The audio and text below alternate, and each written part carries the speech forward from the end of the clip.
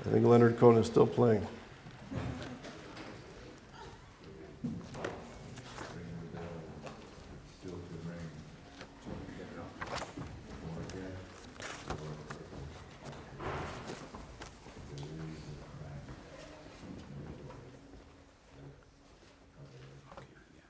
All right. So I'm going to speak briefly for about 25 minutes or so about the importance of creating the study of anti-Semitism. So the importance of creating critical contemporary anti-Semitism studies. So basically, for those who don't know, you're part of the Institute for the Study of Global Anti-Semitism and Policies Summer Institute on Critical Anti-Semitism Studies. So basically, ISGAP was started in around 2003. We officially incorporated in 2005. And we started out, and I'm going to tell you my story, how I came to this very briefly. In the 1990s, I started reading about the Muslim Brotherhood. And I went to McGill University, the University of London, Oxford. I did a postdoc at the Université de Montréal in a center dealing with ethnicity and society, in a very nationalist university. And there was a blind spot. I was living in Jerusalem. I was teaching at Ben Gurion University, then later Tel Aviv University. And my area of specialization was looking at social theory and the perception of the other. How Western philosophy and social cultural policy perceived the other, constructed the other. And I looked at how this phenomenon was created from colonial times through to different policies to multiculturalism. And how basically European philosophy and political thought perceived the other and perceived themselves. And how this was manifested into policy. I also became very interested in the processes of globalization and how neoliberalism, which I'll get to in my lecture, and structural adjustment of the 1980s began a process in which the state was weakened, in a sense, because neoliberals, Thatcher, Reagan, the free marketeers thought that if the state had limited power, that more economic development would take place, that more capital would flow into developing countries in the third world, and that this would bring about economic development and more democratic principles. And what I was concerned about, and I worked on a book with my colleague Femi Vaughn, who will be here next Thursday. So Femi and I did a book on globalization and marginality. And what we were beginning to witness was that as this structural adjustment and neoliberalism was happening, there was more marginalization. And I was looking at sort of culture as a space of kind of protesting these changes, that culture became and identity became an important part of this changing socioeconomic and cultural process. And in 1997, I was part of an Israeli-Palestinian reconciliation group. My whole life, thanks to my grandparents and my parents, I've been very active on human rights issues. I don't want to bore you with details, but my grandfather, who was a refugee from Vienna, from Austria, lived in northern Quebec, and he owned a general store, as kind of the story of Jewish migrants. This is a common kind of occurrence. But he owned a store way north, about 500 miles north of Montreal in the Abitibi, in a place called Amos, a French town, colonized town. And he was the only Jewish person for 300 miles away with my grandmother, and one of the few English-speaking people. And the Iroquois, the indigenous people, he became very friendly with them. And they wanted to open up they had the best salmon in the world is in that part of the world, and my grandfather and his friend wanted to open up a fish cannery so the First Nations people, the Iroquois, can sell their fish. And to make a long story short, the Canadian government came to my grandfather and basically threatened him to be killed, that he had to stop. Because to empower the First Nations and the Indigenous people of Canada is a long story of oppression. So he was sort of active on these issues and a strong, active supporter of Israel and the Jewish community. So he was a speechwriter for Prime Minister John Diefenbaker in the 1960s, one of the first champions of human rights and international law that came out of Canada. The policy of multiculturalism came out of Canada. So he was in this environment. And my father's family was also very active in politics, socialist politics. So that, he was more conservative. The in-laws were socialists. There was lively table discussions. And I was very active in the student struggle for Soviet Jewry, where basically students and housewives played a tremendous role in helping Soviet Jews to eventually be free to migrate and to live where they want. They were oppressed by the Soviet Union. So I was very active in that. And I was the president of Hillel, kind of active thanks to this sort of family background. And through these issues, I also became very active in the anti-apartheid movement. I was the chairperson of the ANC International Solidarity Committee. So I worked with the leadership of the ANC. So I was very active on Jewish human rights issues, international human rights issues, and local kind of Canadian human rights issues, and very close to the Innu people of Northern Labrador. I did a lot of work with them.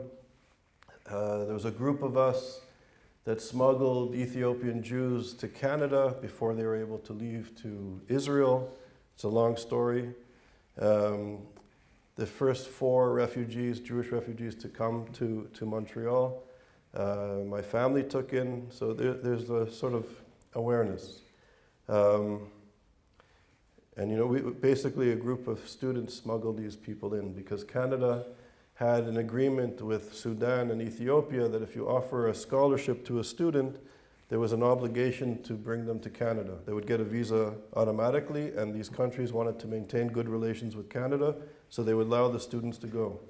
And basically, my colleagues and I, this was before the internet and printers, we used to go around to our professor's office and basically have meetings with them and take some of their stationery, official McGill stationery when they weren't looking, and then we would offer scholarships to our brothers and sisters. That's how we got some people out.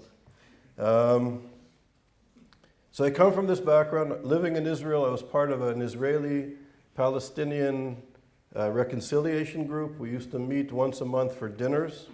And this was in the 90s, where there was, I think, a very strong hope for peace between the Israelis and the Palestinians. And we were part of a group of scholars that were trying to push for peace and for a two-state solution. And I remember I met a philosophy professor, a Palestinian philosophy professor, who was a very nice man, very cultured, very educated. And we would meet, and he would say the most bizarre things to my ears. He would say things about Jewish people that was horrific. He would say things about how women should not be out in public, that they had to be escorted and accompanied in public spaces by an adult male member of their family. He would be saying things about the civil rights movement in the United States and that were anti-democratic. And we would argue ferociously. But he was still a nice guy, but we would argue about these ideas. And then around the 3rd or 4th meeting, rather than fight with him, I said, can you recommend some books? Because I don't understand where you're coming from. And when you study politics, I did social theory and politics and philosophy. In a short period of time, when you meet somebody, you can usually figure out if they're right-wing or left-wing, religious, secular. You kind of, you get a sense of where they're coming from. And this guy, I had no idea where he was coming from. So he gave me books. And he gave me the books of the founding fathers of the Muslim Brotherhood, Qutb and al-Banai. And I started to read. And I was shocked for 2 reasons. One, I could not believe that the European anti-Semitism, the protocols of the Elders of Zion, Nazi ideology, the stuff that justified removing the Jewish people from society was not just a part of the Muslim Brotherhood ideology, but was really a central core component. So learning about this, it was shocking that in the 1990s that this type of genocidal hatred was still not only existing, but was prevalent and growing in many countries in the world. And that I understood that this phenomenon, plus the neoliberal structural adjustments policies that were being imposed on the Middle East by the G7 countries, and the dislocation from the state by many, many citizens. There was more and more marginalization. I thought that this was, in a sense, the perfect storm. So I began to read anything I could put my hands on that was in English or French from the Muslim Brotherhood, and started getting very interested in this sort of the reemergence of anti-Semitism. I then moved to the United States, and as some of you know, Elie Wiesel and Kofi Annan had the first conference ever at the United Nations. The United Nations was built on the ashes of the Holocaust. The United Nations was created after the Holocaust. Europe and the world got together and said never again, and they created the United Nations on the ashes of the Holocaust. And for the first time in 2003, thanks to Kofi Annan and Elie Wiesel, they created a major international conference on the reemergence of anti-Semitism. And I attended with a group of scholars, and to make a long story short, there was concern. I think a few of us began to see the danger of the reemergence of anti-Semitism, and we created ISGAP. And ISGAP was just an informal group of professors and scholars. Elie Wiesel was our honorary president, which was a great honor.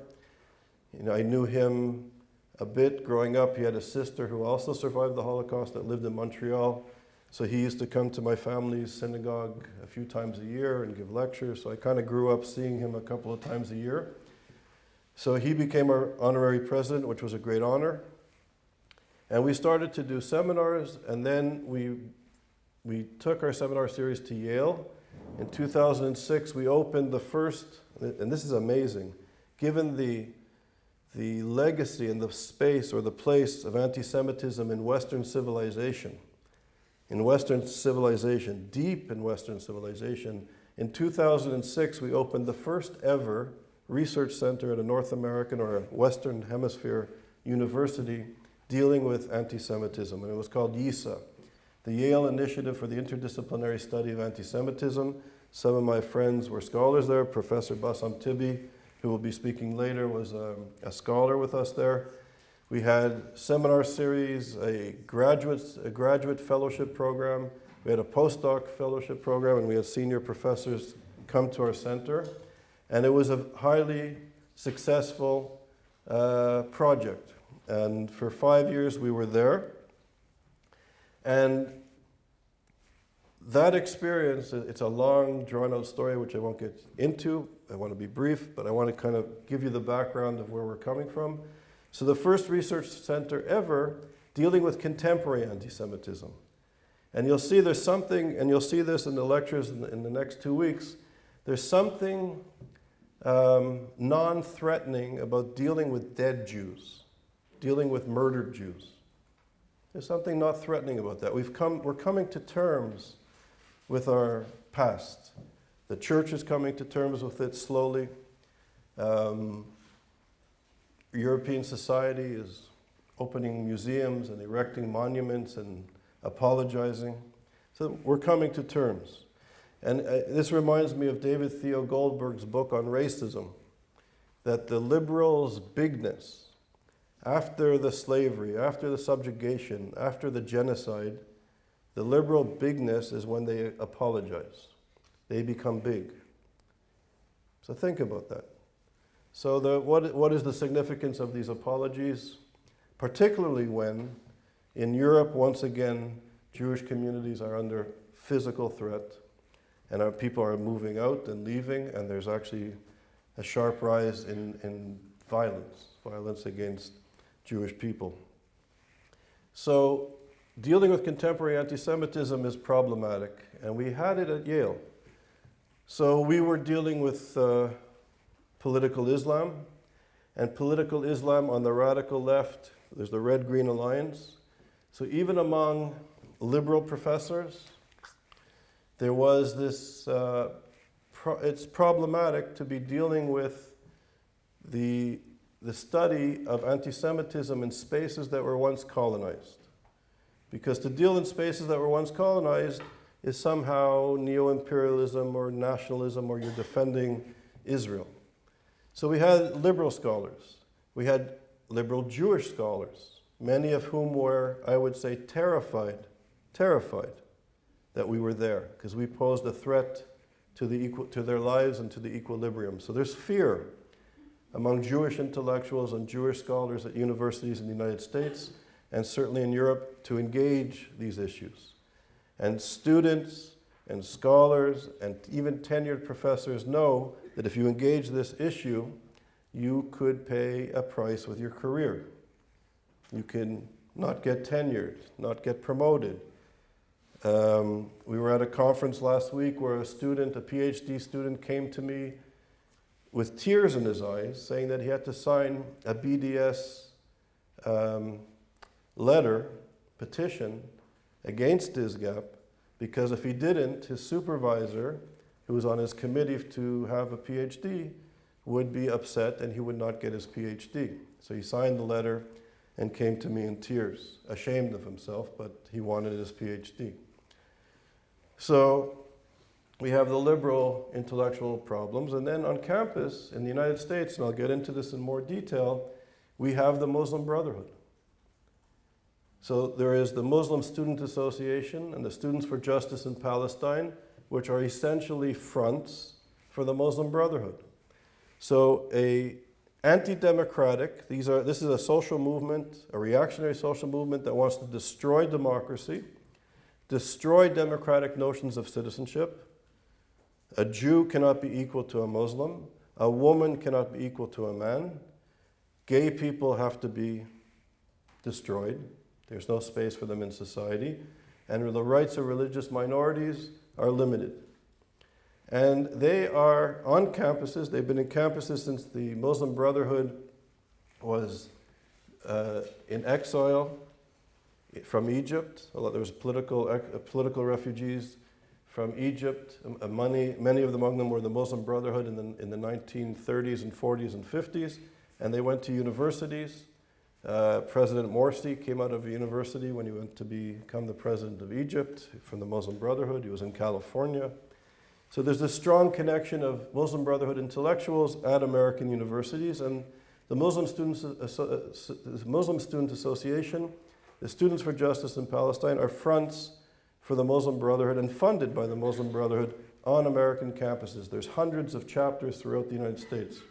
So they were also active at Yale, and they sought to undermine us. They called us racist and apartheid and colonialists. And the like. We had the largest conference. We had 600 people, 107 speakers came to Yale in 2010. It was the largest conference ever on anti-Semitism. And I remember sitting with my parents. They came to see the conference, and my mother turned to me and she said, "This is amazing. You know, this professor is here and that policymaker's there. They're going to love you at Yale. You'll stay for the rest of your life." And I turned to my mother and I said, "You're watching the beginning of the end." Because we became too big. And this was 1 week before the conference. Yale, for the first time, agreed to match every dollar we raised. They were going to give us $1 of support. And the Muslim Brotherhood, literally, and the PLO, literally, and liberal scholars came together to shut down this vibrant, active research center.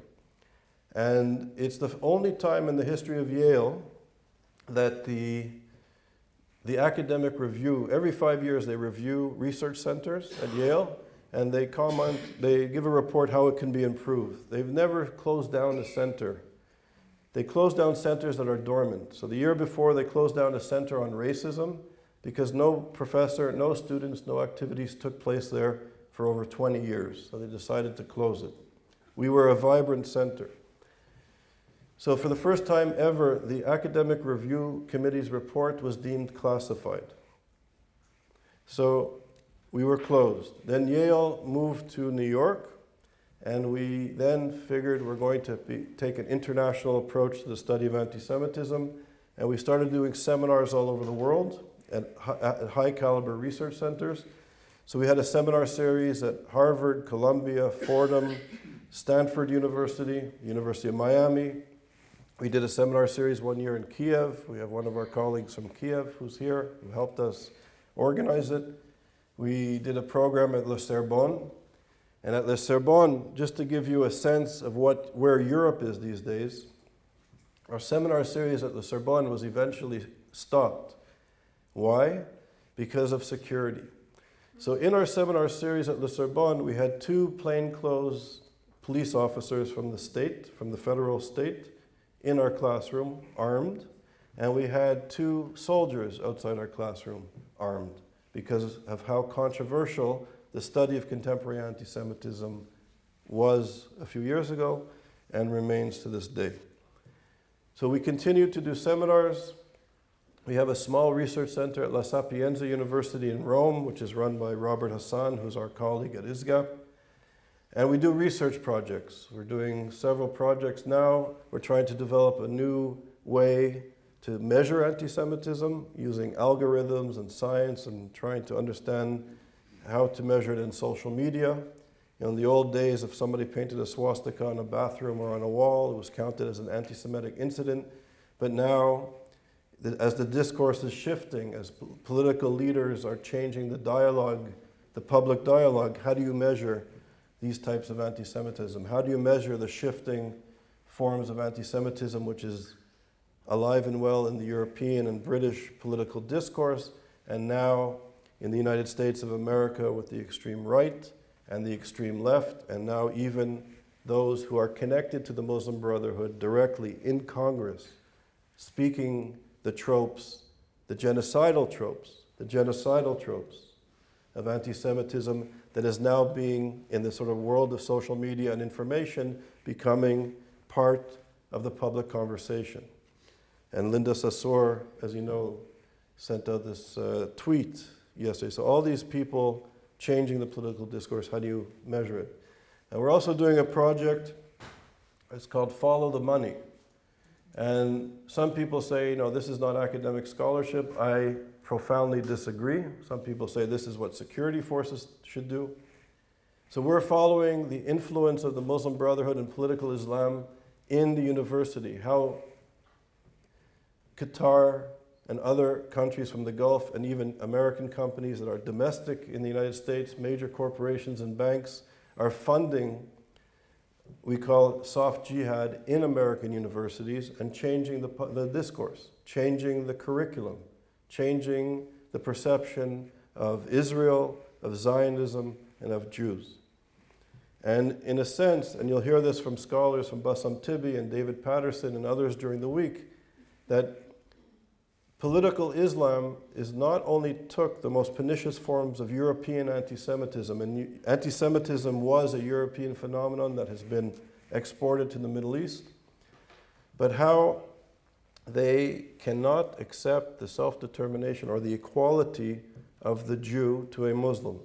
And Israel is the only state of others, of non-Muslims in that region. So it's not a question of the borders or where Israel, the map should be drawn.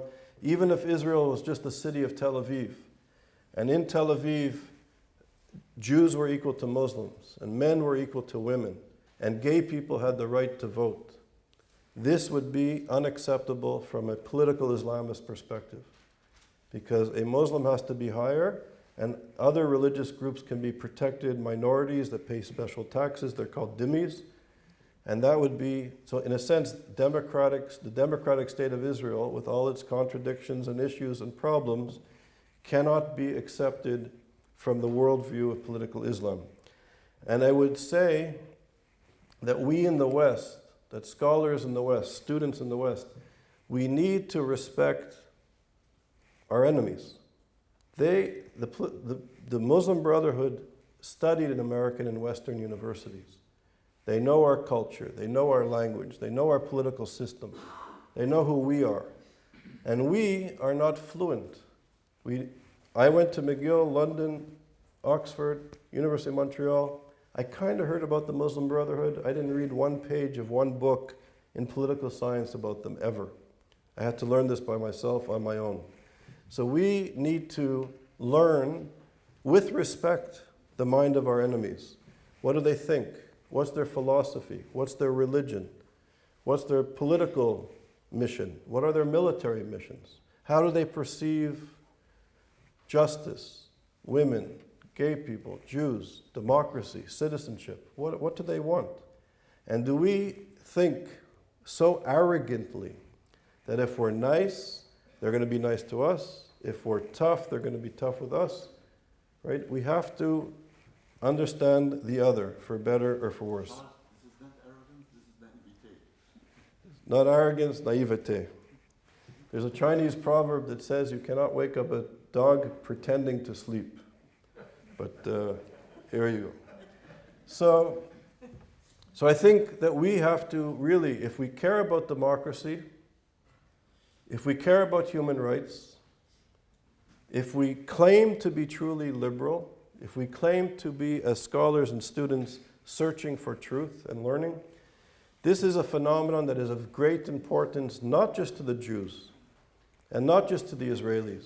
I think, in fact, the Israelis are strong, and they can protect themselves.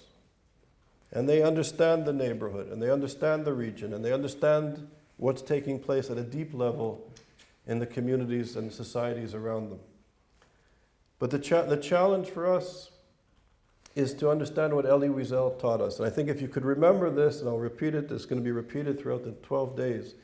Elie Wiesel, the Holocaust survivor, Nobel Peace Prize winner, always taught us that anti-Semitism always begins with the Jews. Always. It always begins with the Jews, but it never, ever, ever ends with the Jews. Ever. And once you allow this form of hatred to go unleashed upon society, it knows no boundaries.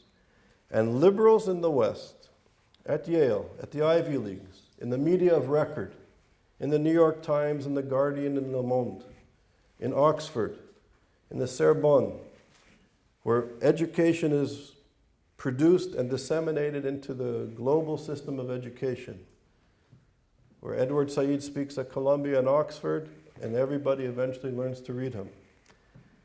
That we have been silent as a people in the face of this anti-Semitism. So we excuse it because we say we're not opposed to the Jews, we're not opposed to the Jewish people, but we're opposed to Zionism.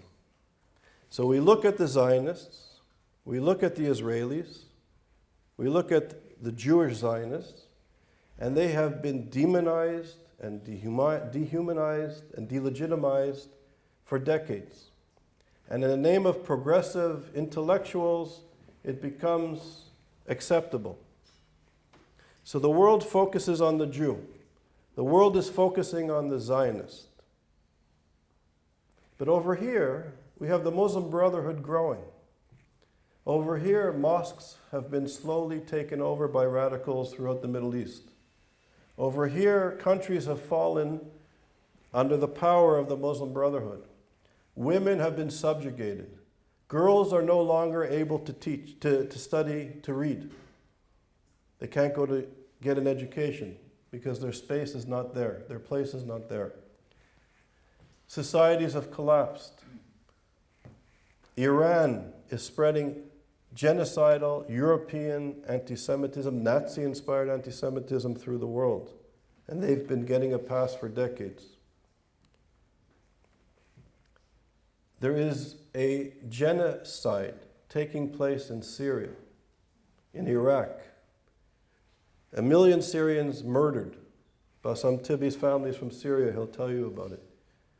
In real time, over the last 8 years, in the time of social media and the internet, a genocide has slowly been taking place. But do we read about the 1 million people murdered by Islamists, Shiite and Sunni Islamists, who have their roots in the Muslim Brotherhood, who have their roots in Nazism? Do we read about the 15 million refugees? Are we able to say when a terrorist attack happens, it's by an Islamist? A genocidal anti-Semitic Islamist? For many years, progressive liberals would say, no, you can't say that. but criticize the Jews, criticize Israel, focus on Israel, the only democracy in that entire part of the world, with all of its problems and all of its contradictions. Not only was that acceptable, not only is it acceptable, if you want to have a good career in academia, if you want to have a good career in the top journals and newspapers in the world, you have to espouse that. That is incumbent upon you to adopt this dominant ideology to focus on Israel. But look at what's happening in the world.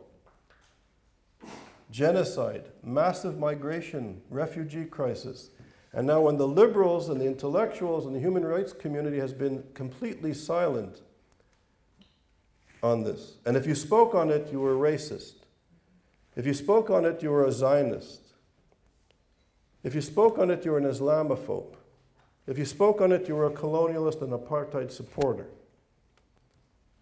But now we have a refugee crisis, and now we see Brexit. And now we see the rise of right-wing extremism that are a reaction to the silence, I would argue, of those who should have been protecting democratic principles and human rights. But we have been blinded once again by pure, unadulterated anti-Semitism. So as Elie Wiesel says, this is not just about the Jews. This is not about the Zionists. This is about a profound attack on who we are as human beings, And those of us who believe in democratic societies, the rule of law, and that all people need to be equal under this one legal system, not subjugated and segregated. I was born Jewish. I'm Jewish because my mother is Jewish. That's the only reason I'm Jewish. Because my mother is Jewish, I was born Jewish. But in societies, in democracies, at universities, we always have to struggle. We don't inherit our democracy.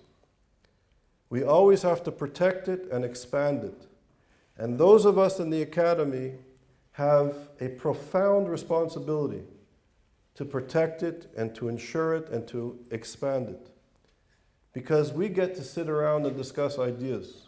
Most people are working 2 jobs, 1 job, 3 jobs, trying to make ends meet. And we get to sit around and write papers and have discussions and argue over coffee and beer and lunch about ideas. So it's a privileged existence. It's really a privileged existence. And, in the Jewish tradition, a teacher, a scholar, has a moral obligation, students have a moral obligation to have responsibility to your community because of our privileged position. And never for 2 pieces of silver do we sell out this sacred responsibility. And it's a struggle. And I think there are people in this room that literally struggle, who've given up tenure, who've given up job security, who get battered at conferences. I was just with Gabe Braun last week at a conference. And the reaction he got in Israel at an international conference is just, it's astounding. Yeah. It was a beautiful moment at some level, but so I hope that if this gathering is successful, we will learn about the issues, we'll exchange, we'll debate, we'll have arguments about ideas, never personal, never attack the person, but to argue about ideas is a beautiful, wonderful thing. And we should be free to do that. But we are living in a moment where there's a possibility. Imagine, the United Kingdom in the next 6 months, there is the possibility, I hope it won't happen, but there is a possibility, a significant possibility, that an overt, open, doubling down anti-Semite will be elected as the Prime Minister of the United Kingdom. And if this happens, ladies and gentlemen, it will not just affect the UK. It will affect Europe, It will affect the discourse in the United States. It will have global ramifications. And some in the Red-Green Alliance, Corbyn, imagine, Corbyn was paid. He was paid by the Iranian revolutionary regime to do a TV show. He was on their payroll. So here is a progressive, socialist, liberal in the UK and secular UK being paid by the Iranian revolutionary regime that traces its ideology to the Muslim Brotherhood, who calls for the extermination as a core element of their ideology, of their political mission, of their military mission. And this leader of the Labour Party continues in this anti-Semitic discourse. So how can a socialist, secular, British political leader from the left be allowed to have this background? It's astounding. So we are living in a time where we can never underestimate our power as a group, and we need to learn and we need to understand, and these are things that are changing rapidly. Things are changing rapidly. So this is what's at stake. And I think this is the work that ISGAP does, basically. And we're trying to continue to build. We have Ansel Brown, I think he'll come here later, I don't see him. Carlton, Olufemi Vaughn, who's with us, Katya. There's a group of us, and I hope the group will expand. We're creating this program on homeland and diaspora studies. I mentioned it earlier. How, when Africa and Israel is debased, how does it affect people in the diaspora? What are the implications in terms of racism? If Africa is perceived as, I don't want to repeat the famous words of the President of the United States, but if people think of Africa in that sense, how do they perceive African American citizens of the United States? If Zionism is an apartheid, racist, colonial entity, a fascist entity, a pinkwashing entity, then what do you perceive? How do you perceive Jewish people going to pray on Sabbath? How do you perceive Jewish students on campus going to a Hillel or a Jewish student organization if they support the fascist apartheid regime in this liberal postmodern space? How are they impacted? So, and study after study, Barry Cosman is going to be teaching later this afternoon. He did a very important study showing how young Jewish students in the United States are experiencing anti-Semitism at a much higher rate than any other minority in the United States, double and triple other levels of racism and sexism in the United States and in the UK. So things are changing rapidly, and we as students and scholars need to come to terms with the changing reality and to find ways to teach it and to take a stand against it, because as we saw last week at a conference in Oxford, the conference stopped because there were several people from ISGAP who are incredibly accomplished, leading scholars, PhDs from the best universities, tenured positions from some of the top universities in the world. And the conference came to a complete stop because the white settlers were there, even though 5 of the people are of African origin. The colonialists were there. The Zionists paid the organizers of the conference to somehow invite themselves there. They were giving secret money to this department. That, I hate to say this, but I will repeat it. In public, at a conference on racism, my colleagues were referred to as the ISGAP Negroes. That's shocking. But this is the level of anti-Semitism. That people in a public, serious university like Oxford University have the audacity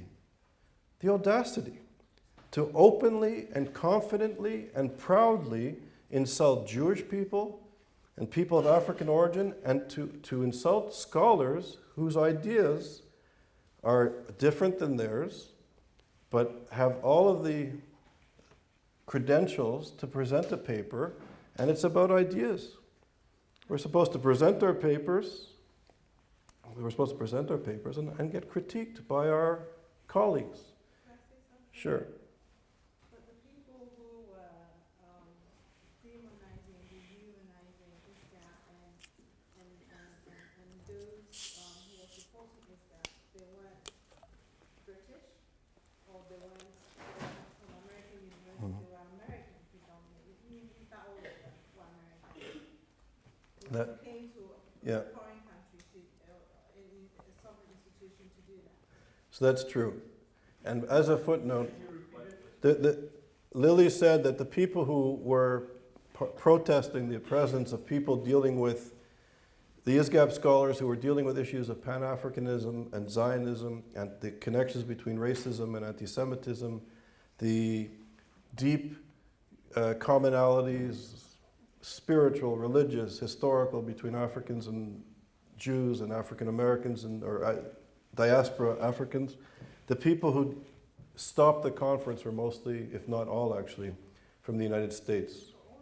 All of them were. And actually Lily was... Welcome to our campus. Pardon? Welcome to our campuses. Yeah, exactly. There were Africans. So, Mostly, it was started by, I think, a Caribbean, from the Caribbean. from Syracuse. Syracuse. Yeah. And then the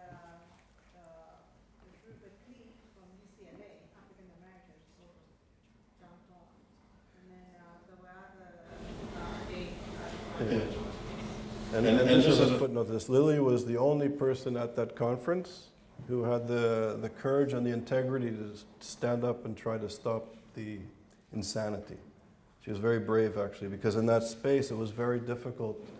It's hard to imagine, but it was very difficult to stand up. So Lily was amazing. So this is now very much a part of the American political campus. It's part of the classroom, and it's deeply troubling. So we need to, I think, unpack this and try to understand what are the forces behind this and why is it happening and who's supporting it and what are we supposed to do with this. So this is the introduction to the work of ISGAP. I'll just say very quickly, our headquarters is in New York. It's being run, our office is run by Ira Guberman, who you know. We have we're a charitable organization in Canada. We have a group of people in Toronto. We have Robert Hassan at La Sapienza University in Rome. We have Mala Tabori, who's a professor of law, and she's the director of ISGAP Canada. Of ISGAP Israel. So we have an entity there. And we're a small group dealing with these issues. We do a lot of policy advice to governments on these issues. And the good thing is governments, particularly in Europe in the last, I'd say 3 or 4 years, are really beginning to listen to us. We've been doing this for a long time, and I'd say in the last few years, people are receptive. We were doing a lot of work on interfaith, I wouldn't say dialogue, but trying to bring Muslims and Christians and Jews together. We work in conjunction with the Vatican, and I don't want to sound egotistical, but something beautiful happened in November. I was the first Jewish person. I'm also Israeli. I have an Israeli passport. So I was the first Israeli and Jewish person to address the Muslim World League. And the Muslim World League is the most important Sunni organization in the world. It's run by a man named Dr. Muhammad Alisa. And I was the keynote speaker with Dr. Muhammad Alisa, the Grand Mufti of Egypt, the Secretary General of the Organization of Islamic Countries, and other top Sunni leaders. The Muslim World League, I believe, is trying to change, but about 2 years ago, the Muslim World League was the address for propagating anti-Semitism and even terrorism around the world. It was led by the Muslim Brotherhood's leader, Yosef Kawadawi. Now, Yosef Kawadawi, I'll end it here so Carlton can come up. But Yosef Kawadawi, the head of the Muslim Brotherhood, who you'll hear about during the next 2 weeks, he famously says that true believers need to complete the work of Hitler. True believers need to finish the work of Hitler. The person who was instrumental in creating the Oxford Islamic Studies Center here, down the road, was none other than Yosef Kawadawi. So the way the Brotherhood has infiltrated the best universities in Europe and certainly many, many universities in the United States is astounding. That we invite the money of people who openly call for the extermination of Jews. Imagine. Imagine. And this is a university. So either a university is a space for ideas with integrity, or it becomes a cheap business that we sell to the highest bidder. But imagine people who openly call for the extermination of a group of people and the subjugation of many other groups of people have been playing an instrumental role in funding universities around the world in the tune of billions of dollars. This is part of our research. So I'm going to end it there. I'm going to introduce Heather Mann. She wasn't here yesterday, but Heather will also be helpful. She'll be around most of the program, and she will be a great resource to the Wiesel King scholars. And Heather is studying education and Holocaust studies here at Oxford University, and she's an amazing scholar in person, and she's a wonderful asset to you, very knowledgeable about Oxford and the issues that we're dealing with. So we're honored that Heather is with us, and please feel free to engage her in conversation. So thank you, and I'm going to turn it over to Carlton to deal with pedagogy.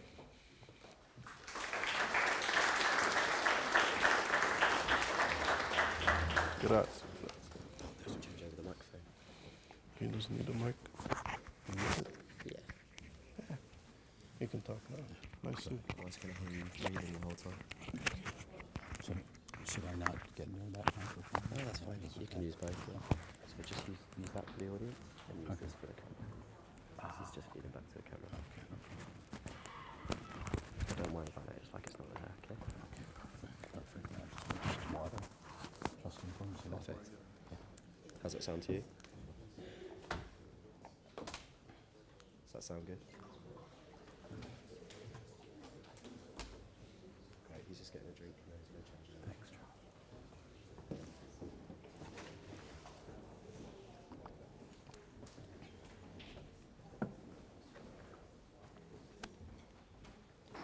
Son, said my mother when I was knee-high, you've need of clothes to cover you, but not a rag have I. There's nothing in the house but a loaf end of rye and a harp with a woman's head that no one will buy. And she began to cry. That was in the early fall. When came the late fall, son, she said, the sight of you makes your mother's blood crawl. Little skinny shoulder blades sticking through your clothes, and where you'll get a jacket from, God above knows. It's lucky for me, lad, that your dad is in the ground and can't see the way I let his son go around. And she made a queer sound. That was in the late fall, and when the winter came, I not a pair of breeches nor a coat to my name. I couldn't go to school or out of doors to play, and all the other little boys passed our way. Son, said my mother, come climb into my lap, and I'll chafe your little bones while you take a nap. And oh, but we were silly for half an hour more, me with my long legs dragging on the floor. A rocking to a Mother Goose rhyme. Oh, but we were happy for half an hour's time. Men say that was in the late fall, and when the winter came, I not a pair of breeches or a coat to my name. A wind with a wolf's head howled about our door, and we burnt up the chairs, and we sat upon the floor. All that was left was a chair we couldn't break and the harp with a woman's head that no one would take for song or pity's sake. Men say the winter was bad that year. Fuel was scarce and food was dear.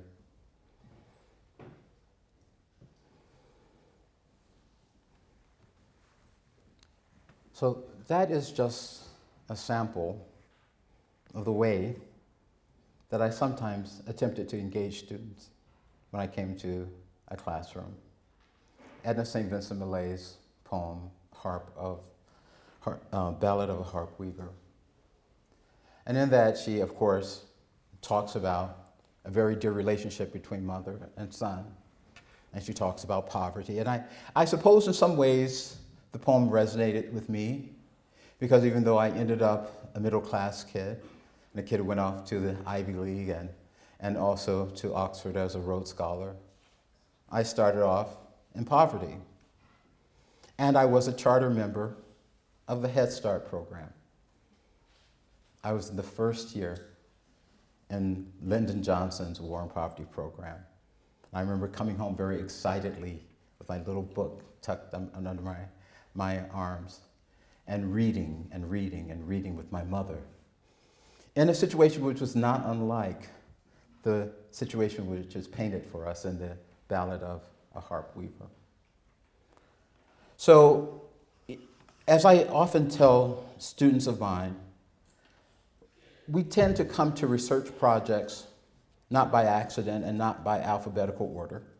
When I was at Oxford, I studied affirmative action, but it wasn't because that was the first thing I saw in the dictionary. I studied because it had deep meaning for me. So I engaged in comparative study. Charles and I were friends and attending the same seminars. And I was looking critically into issues of the idea of race, the social construction of race, the fabrication of race, and the implications of it in policy terms, in terms of education especially.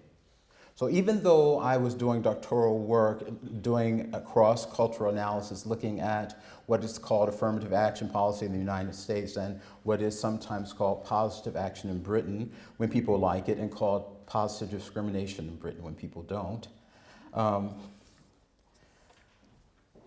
the core of my work was always in education. So I've been really very fortunate, so I'm particularly delighted to be the director of pedagogy for ISGAP. And I say that because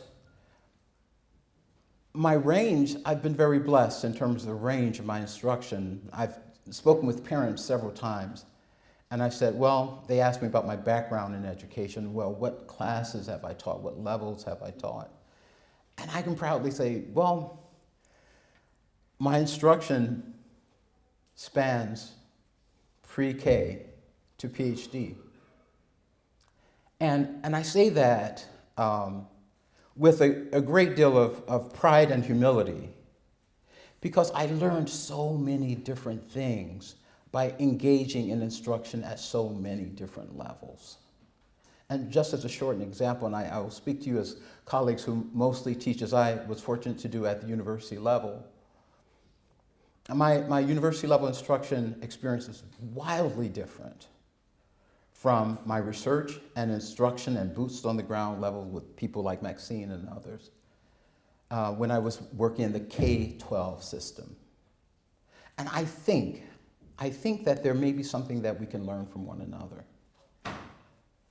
For instance, when I was offered my position at Columbia, I was basically asked to consider my research areas of race, American government, politics, sociology, international affairs, and to craft courses around those. So I taught American government politics, the politics of affirmative action. I created a course on the politics of censorship, and I taught contemporary Western civilizations, which is really kind of a political theory course, and the students at Columbia jokingly referred to it as from Plato to NATO. But you know, the interesting thing though is when I was offered the opportunity to teach that course, I was fresh out of Oxford to teach those courses.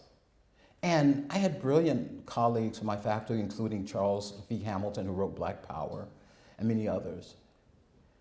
And the chair of the department gave me no professional development.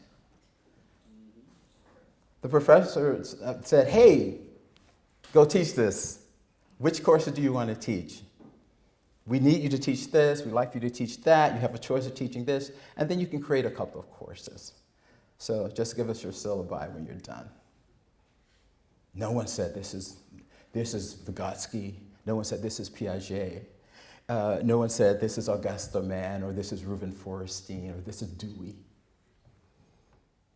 I had no explicit theoretical framework for what I did, except for what was in my head and my heart.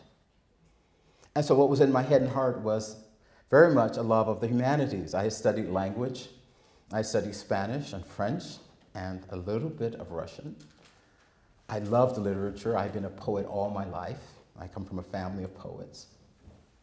And so when I first started teaching at Columbia, I started with what I loved. So it was very common for me to open a class with the recitation of a poem. And it got to be so well known in the university, and the students so, I think, enjoyed it, that they used to say, oh, here comes one of Professor Long's poetry moments. So I mentioned that to say that it really in some ways connects to the work that we attempt to do at ISGAP. The work is deeply from you, from your head and your heart, and we encourage it to be interdisciplinary. So I think that one of the wonderful things I'd like to ask you to begin to think about, those of you who are currently university instructors and who will be returning to your university context in order to implement courses, I think I'd like to ask you to contemplate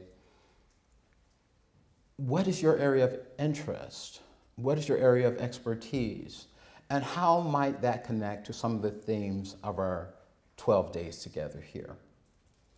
And as a result of that, what new thing might you create? What new syllabus might you create that can be delivered in your context? And this is wholly your own thing. As I said earlier yesterday, I'm here, my expertise is to facilitate your expertise. So my goal really is very much to ask you to begin to think, to reflect now, maybe keep a private journal and ask yourself, well, if I'm going to implement a course, when I return to my context, what might that new course be, given the thoughts that have been ignited here, given the reflections that I have, the concerns, the problematica that I'm engaging with here?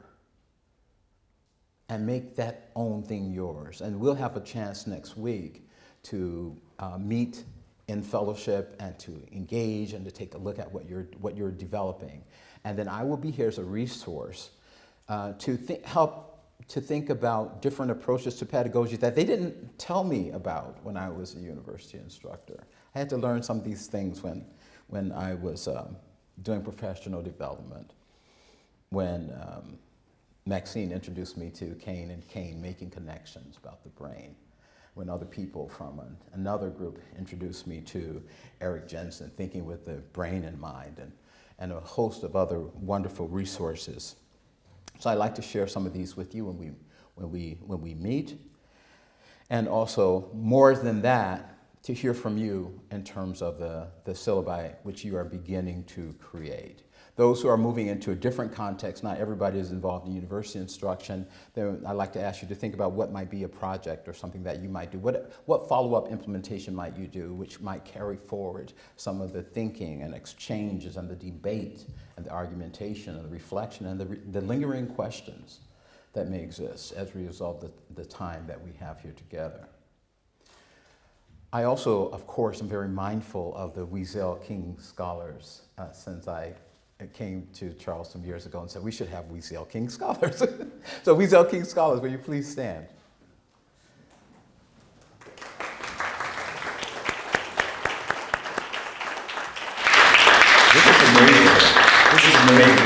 This is amazing. I mean, when we first started, we had 2 or 3 students. And now we have undergraduate and graduate students who I promise you, I'm constantly floored by your comments. I heard a couple of undergraduates speaking yesterday, and I said, they're undergraduates. This is amazing. So please have a seat. We're expecting you to think about your project. What will be your project when you return to, how can you carry forward your learnings, your discoveries from our time together? And we'll have a little breakout time to expect emails from me. And say, look, we're going to have a little bit of an orientation. And also for the Wiesel King Fellows, Dr. Rakesha Fry-Brown, soon to be Dr. Heather Mann, will you please to stand? They'll be helping to facilitate those conversations with us.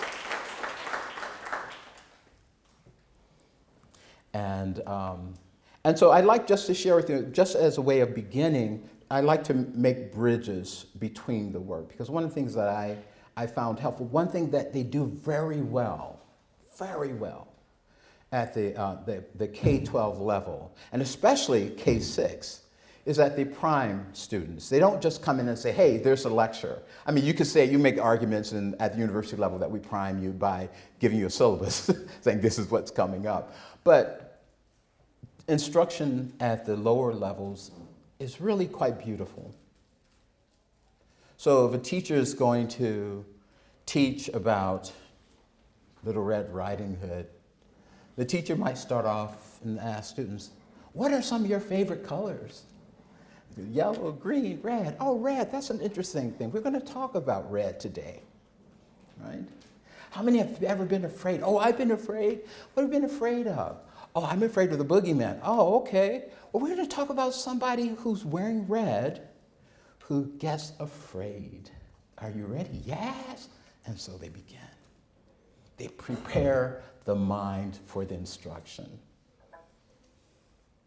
At the university level, and I'm guilty of, perhaps more guilty of this than anyone, as I prepare the mind for instruction by saying, you'll get an A in my class, you do these things, you get an F if you don't.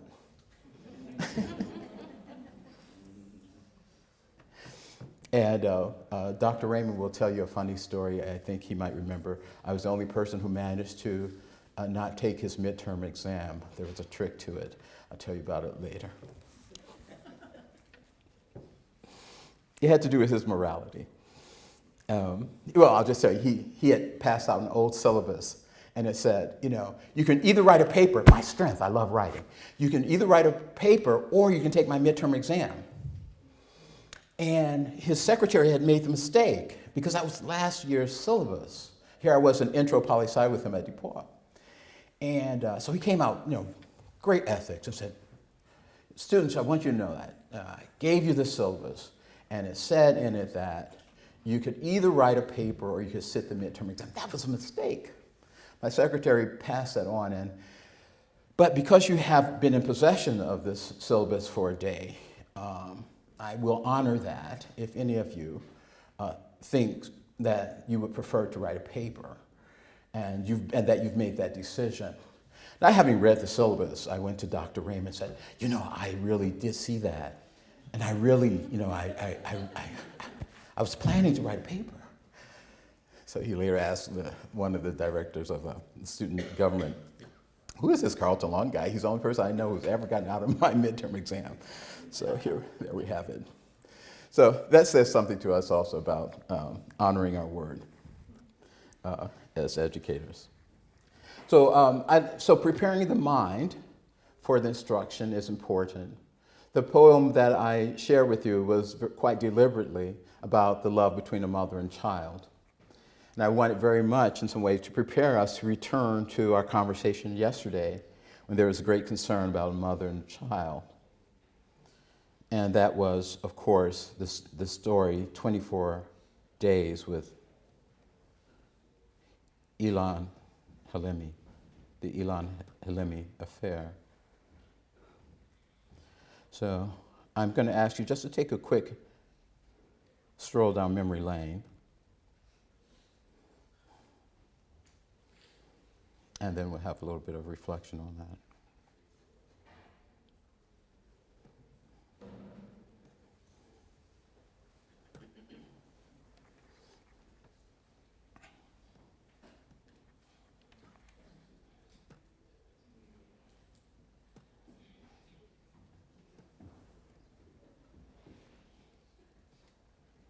Bear with me 1 second. In the meantime, I'm going to ask you if you can just have a sidebar with the person next to you about your own approach to pedagogy. That is, those of you who are educators, what has worked for you in terms of your own pedagogy? I share with you a little bit about my own. I would tap into my strength in terms of poetry. And for those of you who are students, what has worked for you in the classroom? So if you're talking with another student, what has worked for you in the classroom? And if you're an instructor or an educator, what do you think works, or what has been your own personal approach to pedagogy while I was trying to get us reconnected here?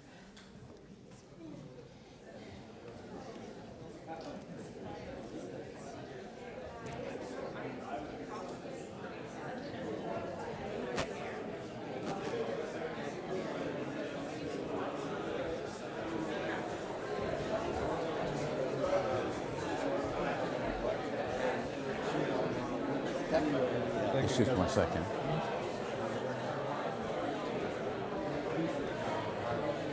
Ira, I need help with I need your help quickly at the podium because I have to get this video up and running. It's time sensitive. The Wi-Fi? Or? Yeah, the Wi-Fi. It just seems to have timed out. Was it going or was it going at all? It was going, but then it timed out. I just want to get to a YouTube of the Ilan Halimi affair.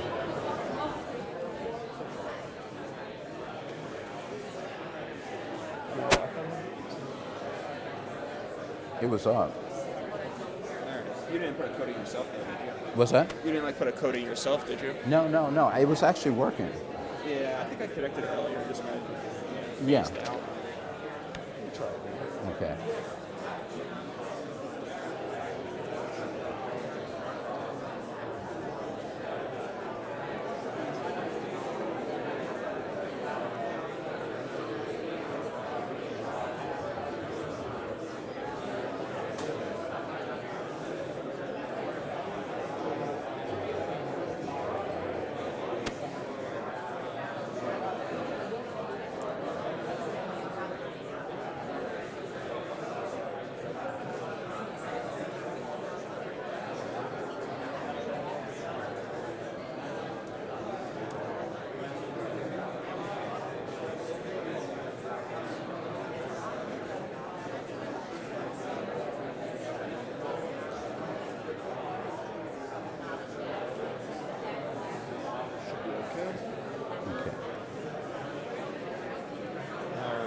Okay, good. I want to go to YouTube.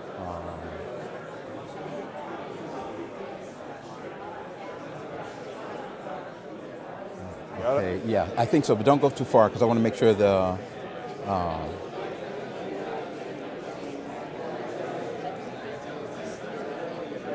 Okay, don't go far. Can you just stand over here because I'm going to need you just for 5 minutes, okay? Is it okay? All right, great. Thank you. All right, let's come back together. Thank you, everyone. Thank you. Thank you, group. We're all coming back together. Thank you. Thank you, group. Thank you. What I just did, just to have a metacognitive moment, what I just did there was a classroom strategy. It's called Thank Them to Death. Just saying, thank you, we're coming together, thank you. And they're like, okay, oh, he's being so nice, let's get together. But actually, it's actually a way of calling everyone to, there's theory behind this, to group process. And group process is very different. I learned this in Maxine's company. The group process is very different from be quiet. Group process is an appeal to the group. And it's quite democratic in the classroom.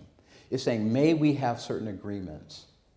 And can one of those agreements be that we all come together at the same time to attend to the same event, whether it's one speaker, many speakers, a group.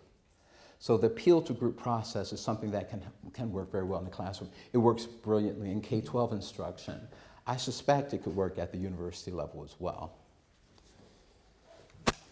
Can we have a couple of people just share out briefly from you did kind of a pair share, right? Anybody tell us something that you either heard or that you said that you might think might be edifying to the group? Yeah, Jessica? Hello, everyone. So for me, I think the biggest thing as a student is to connect with my professors on a more personal level. I think that oftentimes students forget that teachers on every level are actual people. And so it's really important to make that connection throughout the process of your education, because then it's easier to learn from somebody that you know beyond just seeing them in the classroom, because you can understand their perspective, you can understand, just what they do on a day-to-day basis and stuff like that. So. Okay, great. Thank you. Yes, just tell me your name. Yes. Okay. Okay. So my partner and I were talking. He told me how he's a professor for political science in a university in the United States, and he said something very interesting that I never thought about. And when he goes into class, he actually prepares comment on, and then he takes back their comments and adjusts the syllabus according to what they would think, and you know, just considering the comments and the commentaries, and that's very interesting to my opinion, so you can kind of read your classroom and see where they're coming from, what they're thinking, what's the state of mind. I think that's pretty brilliant. Wonderful. So he did kind of, and he does it very eloquently with what I did rather clumsily when I was Dr. Reagan's student. Yeah. Yes, please. One of the things that I use and do a lot of this is humor. Some of the best ways I find to deal with controversial issues are sometimes you just have to use a meme, right? You have to go on Twitter and be like, this is what's going on Twitter. Like I think about colorism, I use a lot of memes talking about colorism, one that looks like a 90s or 80s graphic that says the caucasity. And it's really successful to connect with students. Some of you are laughing because I know you've seen the caucasity. But it's a way to connect with students about a very serious topic on a very human level, right? At the context zone level. Thank you, Dr. J. Sure. One of the things that was unexpected, but I guess I'll attribute it to an hour and a half of sleep after living off campus, was that I answered the question in two ways. I answered it with how I teach when I care and how I teach when I do not. And as a grad student or as a PhD from Case Western Reserve, I teach when I care based on experiential learning theory. I start with concrete experience and get them into the room with their experiences or provide a common stimuli like this trailer. Then I just have them in small groups do reflective observation and discuss things, and then I bring the theory in to apply it to what they've said. Then we talk about future actions. And so when I care, that is how I teach. When I do not care, I go straight to theory of action. Thank you. A couple more. Yes, please. It's connected to what Chappelle was saying, that I really appreciate when my professors in the past have been very flexible about where the material goes in the conversation with their students. They're not too controlling. They acknowledge that the whole process of discussion is about transforming that knowledge. And it shows, I think it shows a lot of confidence on the part of the professor to be able to let students in part decide what is relevant and decide how that knowledge connects to them. Thank you. Thank you. Our Emmy Award-winning journalist, Shannon. Well, to that point about professors being flexible and how they instruct their students, I was speaking with my seatmate who was also my roommate at our pod over there, Jim here, he's a professor at Clayton, and he just told me something that I hadn't really thought a lot about, how he is a very old school professor. Lectures have served him well, they've served all of us well for many years, but he's learning that more students are receiving information more from storytellers. And so how he's had to struggle a bit, maybe adjust his style a little bit to storytelling more than just lecturing. And I thought that was, as a storyteller, I thought that was very interesting. Thank you. Thank you. And one last one. Yes, please. I think the theme that's come up is that you're talking about dialoguing with your students, and some things that I do is going back to your circumstance, your first year at DePaul. I teach at liberal arts college, so I have the opportunity to give my students the choice, paper or exam. And I don't treat them as an end game. If they do poorly on a paper or on an exam, they can turn around and write me an 8-page paper, and I'll average the grade. Right? I'll keep averaging that grade until they get their A. And they learn a lot that way. And I also dialogue with the students, which people are saying. So when I'm going to ask an exam or paper question, we'll come up with that together. And it elevates their work dramatically, as opposed to them trying to decipher what I said. So I just wanted to add that to the wonderful comments already. Thank you. Now, there are some scholars who have wrapped theory around a lot of times we know the right things to do, and I think that's the idea of the natural teacher, right? But then it's also very convenient when we find theoreticians who wrap theory around what we already know works, or provide us with theory which support what we would like to do or what we might like to experiment with. For instance, Carol Tomlinson talks a great deal about differentiation. We do that in K-12 instruction a great deal. That is, we try we work with the idea that we want to meet students at their own level and to push them. The Oxford tutorial system does that in a way. Your DON, your tutorial pushes you, but not farther than you can go, but pushes you based on where you are. So there are many things we can continue to unpack theoretically and also experientially in our time together. And I'm just very, very happy that we're having a chance to open up that conversation. And I would encourage us to sustain that conversation, to grow it over the next 12 or so days. So thank you for your feedback with regard to that. So I'd like to just go to this clip for a second.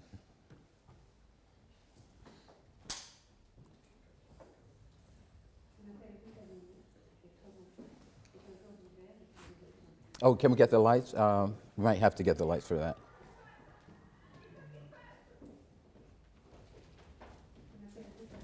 Give me more volume. Yeah, and give me more volume if you can.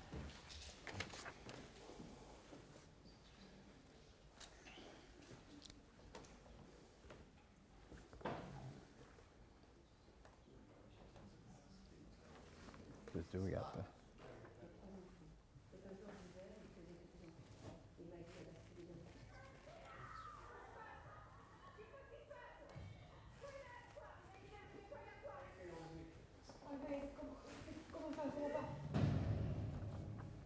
Qu'est-ce qui s'est passé exactement? J'étais là, il m'a appelé, il m'a demandé de regarder la fille qui sortait de sa boutique là, de l'autre côté du boulevard. C'est elle qui a entraîné votre fils. Qu'est-ce qu'il nous a raconté? Le 20 janvier, à 21h53, Ilan reçoit un coup de fil de la part. Et après, on n'a plus aucun signal. Qui aurait pu croire qu'une chose pareille pouvait arriver à Paris en 2006? Et pourtant, tout est vrai, bien trop vrai. Allô? On veut 450 et on les veut tout de suite. L'appel vient d'Afrique. C'est quoi ce bordel? Je veux parler à Ilan. C'est moi qui dis ce qu'on fait! Il faut trouver l'argent, c'est un fou. Il faut pas tomber dans ce piège-là. C'est seulement pour faire peur. On peut pas juste leur donner ce qu'ils demandent. Non, madame, en France, on ne paye pas. C'est le principe. Sinon, on aurait des enlèvements tous les jours, vous comprenez? Allô? Ok, c'est bon, je l'ai. C'est un 06 depuis Paris. Il y a qui là-bas? Personne. Quoi? Il a jamais été 2 fois dans le même cyber. Faut pas être partout, bordel! À chaque fois qu'ils te demandent de raccrocher, tu raccroches. Et à chaque fois, c'est Ilan qui souffre un peu plus. Je le sais, ça, je le Ils sens. savent ce qu'ils font. Non, ils savent pas ce qu'ils font. Il y a écrit un juif a été enlevé. Il n'y a pas écrit un homme a été enlevé. Ils vont le tuer. Je vous assure qu'ils vont le tuer. Il faut les croire, faire tout ce qu'ils disent. Oui. Tais-toi. Depuis le début, vous avez compris. Pourquoi vous avez peur de la vérité?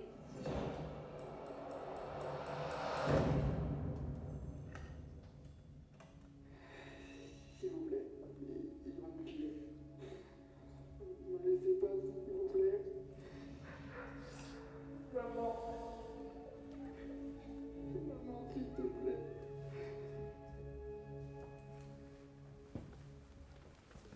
Thank you. Great. Got it. Mm-hmm. Perfect. We just cut it off. Yeah, perfect. Thank you. All right. So, and in that way, I'm really attempting to prime us for conversation during the break. Last night we didn't have the opportunity always. I mean, you're real troopers. You were here for a very long time, and you had traveled. And a nice handful of people actually lingered even longer, and we had a robust conversation. But not everyone had a chance to unpack the 24 days film. So as we go to a break in a short bit, I'm going to invite you to kind of, working from this refresher, begin to think about sharing your own thoughts. But I'll tie this to our syllabus work as well in a final way. And that is, this is one way in which we might use video clips very quickly in a classroom, maybe to anticipate what you want the students to view later, or perhaps afterwards to spark discussion. We could have used this text, this visual text, as a means for our conversation. There's a wonderful quote from the National Council of Teachers of English in which they unpack the meaning of text, which helps us a great deal when we think about literacy in all sorts of disciplines. So often we are conditioned to think of text simply as a written word. and the National Council of Teachers of English help us to think, well, text could be, of course, yes, written word, but it could be auditory, it could be visual. It could be a walk in the park. Right? So they give us a very expansive definition of text, which opens us up to do the kind of head, heart, hand work that Dewey and other theoreticians talk to us about. But it also gives us an opportunity, particularly in the 21st century, to open up the curriculum in a way which is different from the way we received curricula. One of the things I've learned from being a professional staff developer for over 30 years is that teachers very often teach the way they were taught. And there's great strength in that. But I think we can also be a little bit more cutting edge by, yes, teaching the way that we were taught, but also opening things up to the way that a new generation might learn. And certainly, in Oxford the other day, I saw a woman pushing her daughter in a pram here, a stroller, and the child was fixated. The child didn't look a year old, was fixated on the digital. So, given that, we might move from simply having required reading, recommended reading, to something that I have encouraged at ISGAP for the last few years, is that we have RRVLs, that you might have recommended visual and listening as well. So recommended reading, visual, and listening. So this is required reading, required viewing, and required listening. And we have recommended reading, recommended viewing, recommended listening. So RRVLs. Reading, viewing, and listening as a way of bringing them all together with a new way of exploring text. And that might open up the way that we engage the curriculum and the syllabus building that we'll be doing over the next 12 days. So this is just our opening up of all that, and we'll continue on these conversations later. Okay, thank you. Thank you, Carlton. So now we have a tea break. So it's a 30-minute tea break. You go right across the quad into the next room, and there'll be tea and cookies. So we'll reconvene here in 30 minutes.